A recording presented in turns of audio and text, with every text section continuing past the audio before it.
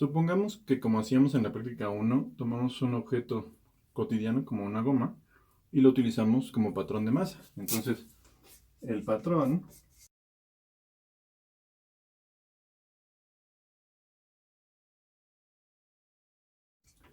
y etcétera, etcétera. Habría que hacer la descripción completa del patrón.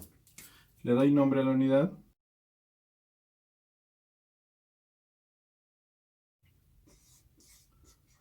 Gomi. Es un nombre cualquiera. De manera similar, podría agarrar algún objeto que tenga volumen, por ejemplo, esta caja. Si pudiera entonces tenerla como patrón de volumen, tendría que definir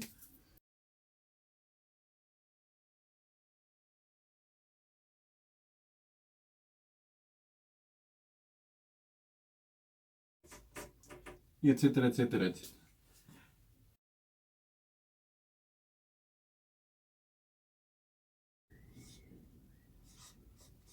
Watt. Otro nombre cualquiera. Y tomo la balanza y me pongo a medir unidades en plastilina basadas en mi patrón. Aquí tengo una unidad de masa en plastilina. Como esta unidad, puedo medir las unidades que yo quiera. Puedo hacer varias bolitas de una unidad. Y planteamos entonces la unidad de masa, que sea el gomi, o sea, vamos a tener bolitas de una unidad de masa cada una. Y la unidad de volumen es el quad, que es el volumen de las cajitas. Estamos considerando que esto es puro volumen y esto es pura masa. Lo siguiente que vamos a pensar es que pudiéramos formar objetos con muchas cajitas de estas. Si tuviéramos varias cajitas de estas, que pudiéramos formar objetos de cajitas y distribuir en ellos bolitas de masa para ver cómo se distribuyen estas bolitas en esas cajitas. Y entonces yo podría formar objetos de diferentes formas. Por ejemplo, imaginando que tenemos un objeto formado por 9 cajitas y que voy a distribuir en él 9 bolitas de masa. Viendo este objeto como un conjunto, tendría una masa de 9 bolitas, es decir, 9 gomi.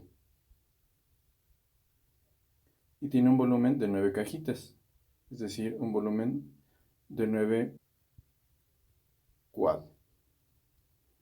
Esto considerando que las cajitas no tienen masa. La única masa presente es la de las bolitas y el único volumen presente es el de las cajitas. Entonces aquí el reparto queda de 9 gomi en 9 quad. Entonces 9 entre 9 es 1, queda un gomi en cada quad. Este es el reparto de las bolitas de masa en las cajitas que son el volumen.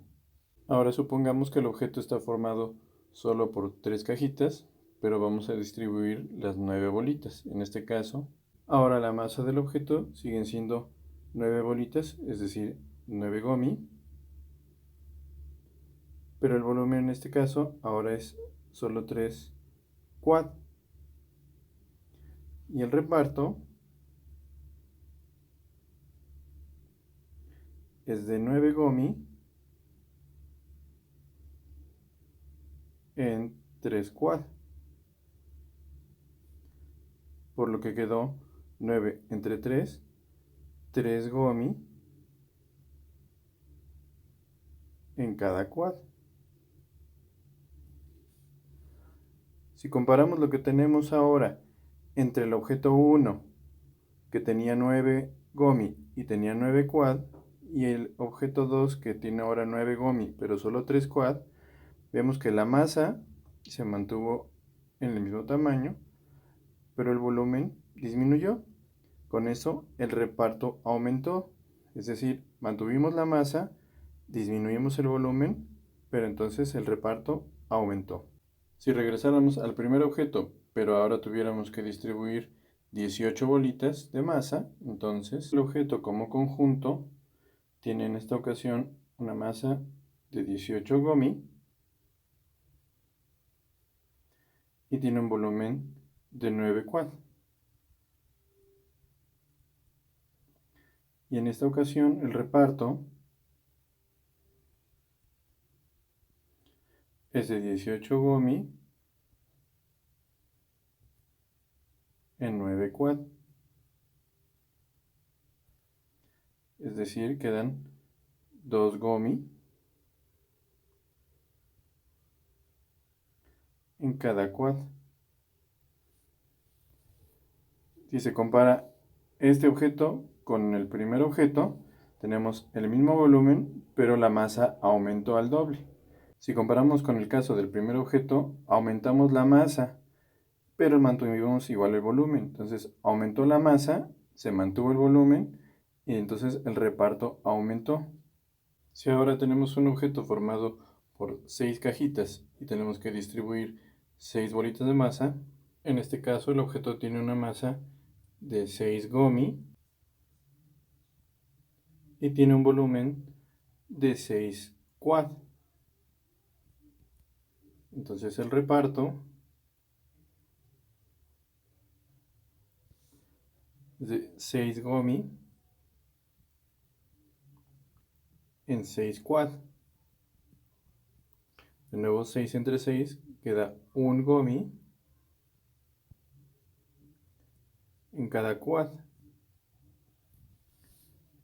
Nótese que respecto al primer objeto, la masa es menor y el volumen también es menor. Ambos disminuyeron, pero disminuyeron en la misma proporción. Antes era 9, ahora es 6. El volumen antes era 9, ahora es 6. Entonces, como disminuyeron en la misma proporción, el reparto no cambió. El reparto sigue siendo 1 gomi en cada quad en comparación con el primer objeto. Resumiendo, cuando teníamos el primer objeto, tenía una masa de 9 gomi, tenía un volumen de 9 quad, y entonces el reparto quedó 1 gomi en cada quad. Cuando mantuvimos la masa pero se disminuyó el volumen, el reparto aumentó a 3 gomi en cada quad. Si ahora respecto al primer objeto, primero teníamos 9 y después aumentamos a 18, aumentamos la masa, pero mantuvimos el volumen, entonces el reparto aumentó. Es decir, si mantenemos masa y disminuimos volumen, aumenta el reparto. Si aumentamos masa y mantenemos el volumen, aumenta el reparto. Ahora, en comparación entre el objeto 1 y el objeto 4, la masa disminuyó y el volumen disminuyó en la misma proporción, pero el reparto se mantuvo igual. Esto que estamos representando aquí es lo que es la densidad de masa. Es decir, la densidad de masa es una propiedad característica de cada material. Habrá objetos como el objeto 1 y el objeto 4 que tienen distinta masa y volumen, pero si es el mismo material van a compartir lo que es la densidad de masa. Entonces, la densidad de masa es precisamente eso, cómo está repartida la masa en cada unidad de volumen. Entonces, la densidad de masa es el reparto de la masa en el volumen de un cuerpo. No es la masa, no es el volumen, es cómo está repartida la masa en cada unidad de volumen. Y se representa con la letra Rho, que es una letra del alfabeto griego. Se calcula como densidad igual a masa entre volumen, lo que estamos repartiendo entre donde lo estamos repartiendo.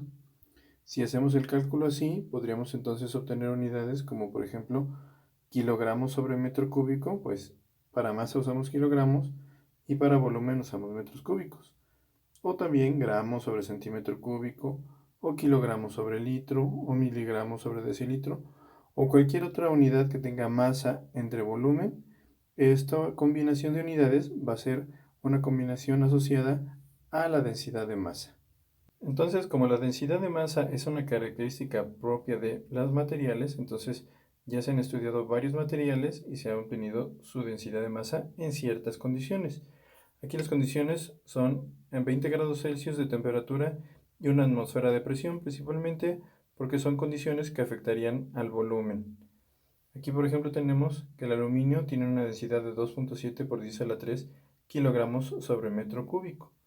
Nótese que hay algunas sustancias que no están tomadas a 20 grados Celsius. Por ejemplo, el agua líquida está tomada a 4 grados Celsius. ¿Por qué? Porque el agua tiene la característica de que cuando comenzamos nosotros a disminuir su temperatura, su volumen comienza a disminuir. Pero al llegar a 4 grados Celsius, el volumen comienza a aumentar de nuevo. Es la única sustancia que lo hace. Entonces, el agua líquida a 4 grados Celsius es cuando tiene el volumen más pequeño que podemos tener. Por lo tanto, en esa temperatura se definió su densidad. En cambio, el hielo ya es a 0 grados Celsius, por eso tampoco está a 20 grados Celsius. Nótese que la densidad del agua es 1 y la densidad del hielo es menor, porque hubo una expansión. Aquí es donde notamos que el volumen aumentó al congelarse. A veces se puede pensar que aquí faltaría un por 10 a la 3 en la densidad del aire, pero pensemos que el aire pues es un gas, es muy poco denso, entonces lo que nos indica la densidad es cuántos kilogramos hay en cada metro cúbico de sustancia. O sea, si nosotros encontramos un metro cúbico de aire, va a tener un poco más de 1 kilogramo en ese metro cúbico.